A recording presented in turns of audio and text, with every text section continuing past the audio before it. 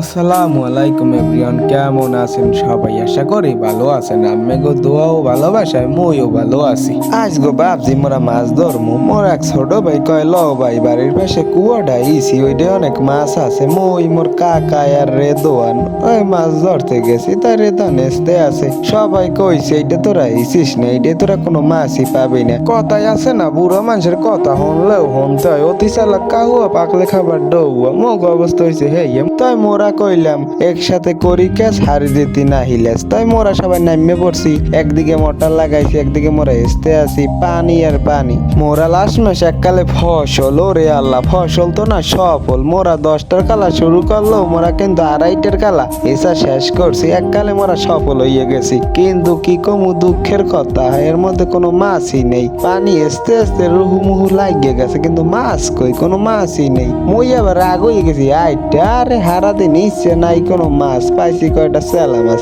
যারা যারা এতক্ষণ মোরা এই ভিডিওটা দেখছেন সবাই আইডিটা ফলো করে দেবেন। আল্লাহ হাফেজ।